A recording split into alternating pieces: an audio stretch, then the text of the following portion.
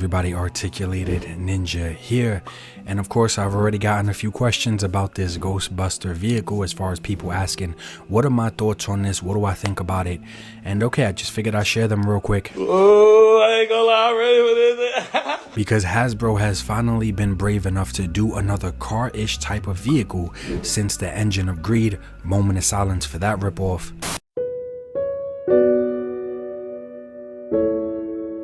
Is this the new version? Are they just trying to rip people off again? Oh shit, here we go again. No, I don't think so. I actually think, just vehicle wise, that this one is better. Let me explain why. But does it need to be crowdfunded? Of course not. Well, no, hell to the fuck no. But still, the base model is $324.99 for this, and the deluxe is $399. Oh, okay, goddamn. Just pointing out some of the shitty things about this car and its entire rollout is the figures are repaints. I'm pretty sure they're not even new molds or original sculpted body. The heads are new molds and they have new paint apps, but the bodies are just straight reuse. They all have those old big ass pins in them. Come on, it's 2025. Hasbro, you have released a ton of pinless action figures already. This is a crowdfund, right? The fans are paying for it, right? Why not let them pay for a modern sculpt and brand new design figure? Why not let them pay for it? You're already going to them for tooling. Might as well let them tool up some new action figures. Come on now, dog. Oh, that's right, that would require new molds, so they don't want to invest that much, and they don't want to, you know, bring up the cost that much for it to be brand new molded figures. So these have pins in them because the bodies are what, just an estimate guess, I don't know, 4 or 5 years old at this point. Some people are gonna say no, it includes 7 figures at $24.99 each, bringing the price down to $175-ish for the car. No! You telling me that this little guy is a solo purchase of $25? Nope. Or what about her, Mrs. No Legs? $25 single figure? Nope. Stop. The coping mechanisms are usually really hard for the Hasbros, and for some people to justify this at $400, which I do think is overpriced, but no one needs to justify anything. That's the thing. I'm just speaking my thoughts. If you love it, get it, buy it, love it. Just be honest about it. Don't try to pretend it's an amazing deal, because then these companies will keep punishing the rest of us with these not so amazing deals. But when they see people on social media, you know, praising the rollout or praising the prices and yeah, of course it's gonna make it worse for everybody. No, you are so dumb.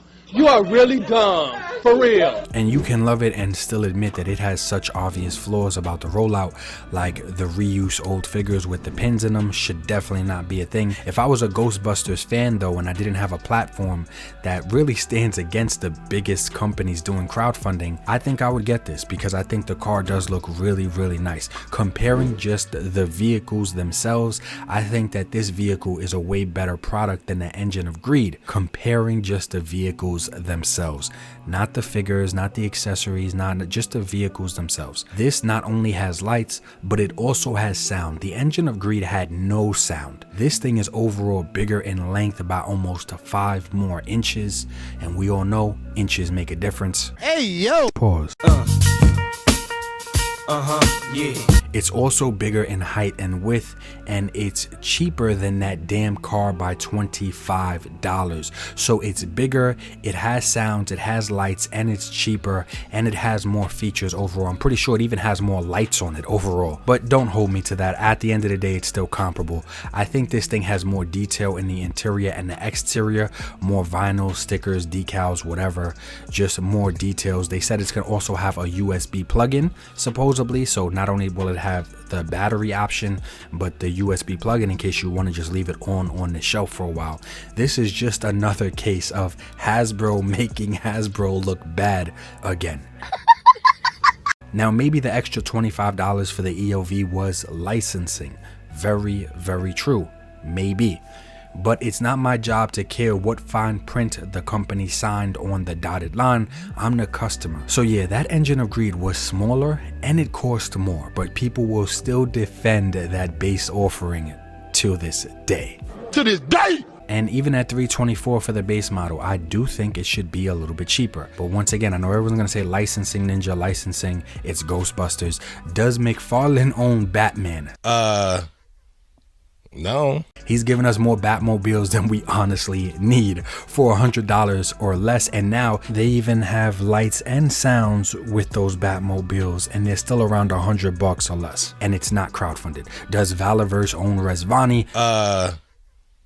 No. He had to pay licensing, and his was bigger in height and width and half the price. No lights or sounds though. Licensing is a very real factor, I get it, but I feel like it's an excuse that the Hasbros run to when they're all out of options and struggling on the ropes to justify them getting bent over prices wise. So in conclusion, I think this thing looks awesome, and if you are a Ghostbusters fan, I'd say enjoy it.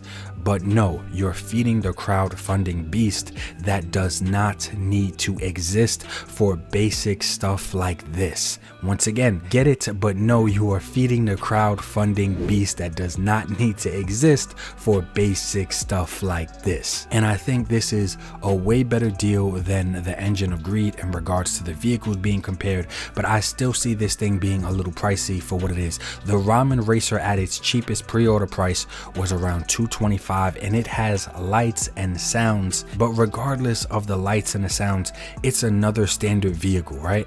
This is another standard vehicle for over $300. Yikes. Sad.